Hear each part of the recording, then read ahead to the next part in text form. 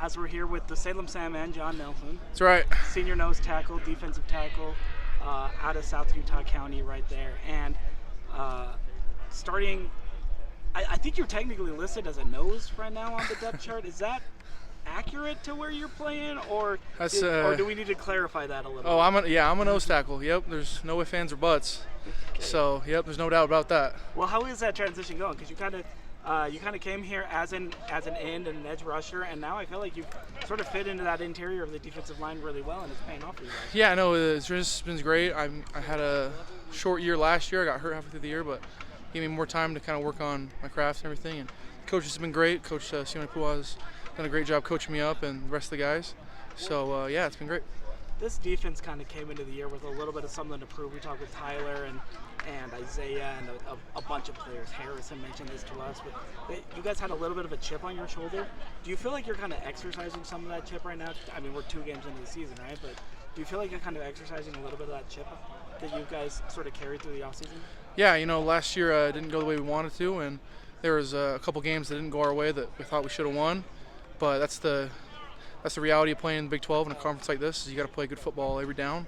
There's no plays off. So to realize that we were 5-7 and we were probably a couple plays away from being 7-5 or 8-4, something like that. Yeah, it made us motivated. It motivated us to work harder in the off season. And football is a week by week thing. It's you got time to think about each game. You have time to get full of yourself. And you have time to humble yourself. So I think what Coach Hill has been telling us this whole time is each game's different and we got to treat everyone the same. So yeah, we're excited to play ball again on Saturday. How big of a deal is year 2? You mentioned Coach Hill right there.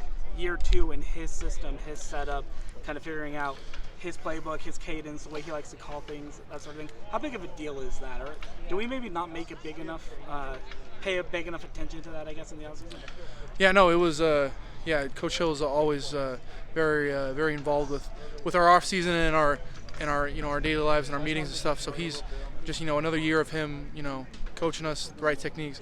He hasn't said anything different or changed any schemes up or done anything that would be out of the ordinary from what he has been doing. So just another year with him has been great because it shows that we're missing a little missing less tackles. We're getting more turnovers, getting the quarterback a little better. So that comes with all of it, and yeah, so it's been great, and he's been keeping the message consistent the whole time. Yeah. Well, and he's been really consistent despite some personal issues, some medical issues. Like this guy was literally in the hospital less than 2 weeks ago, and Here he is coaching you guys. He hasn't missed a game yet.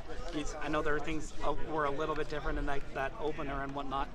But seeing him get back to work with you guys, does that just show how much he cares about you, I guess? Yeah, that just, it's a testament to the kind of guy he is. He always tells us to be tough guys and do things the right way. And, he had his opportunity to sit home and take care of himself and relax.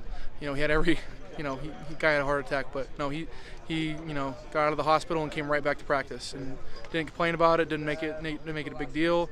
So to see that exemplified in our coach makes us play a lot harder, and it makes us, be grateful for what we have, and definitely makes us listen more. And you can see kind of how we've been playing the last 2 weeks. It's early in the season, but just to have that serious of an event happen has made us closer as a defense, made us closer as a team. For sure. Well, what's been clicking so well for this team? I like to do my job.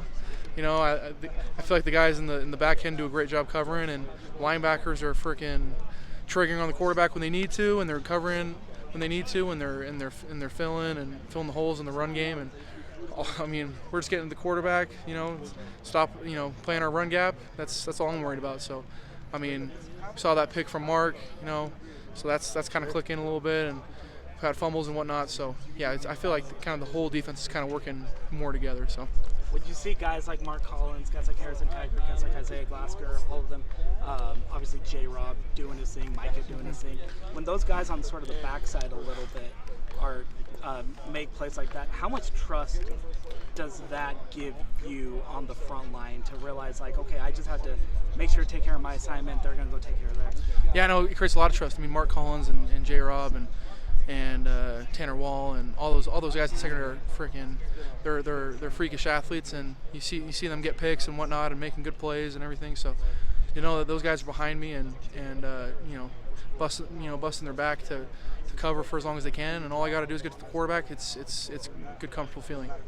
Let me wrap up a little bit on this because there is a game this week.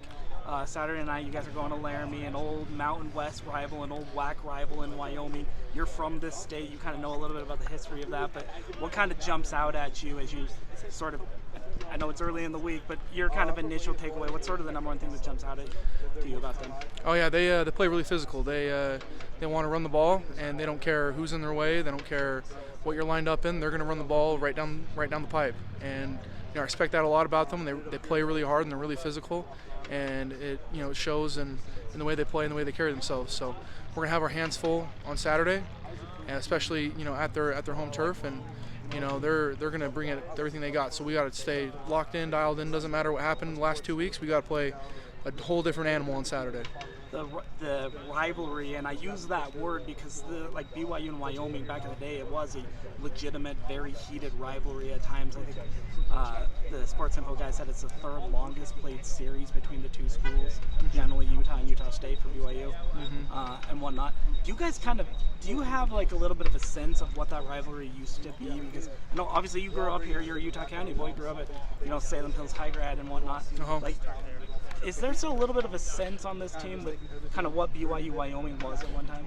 Yeah, it's been a long time, but a lot of our coaches played kind of for like Coach Guilford. He played for BYU, played Wyoming a lot of times, and Coach Enna, he played Wyoming a lot. So they've been, and my coach Tiona Pua, he played at Utah and played Wyoming a couple times. So they kind of know what comes with it going to Laramie. Coach Hill's coached against Wyoming a lot of times. He's played against them, so they kind of know what to expect, and they kind of beat into our heads. They kind of hit our guts. So it might as well be flipping every other rivalry we have. So no, it's good. I know they're gonna Wyoming's gonna play their tails off, and we got to come prepared and ready to go.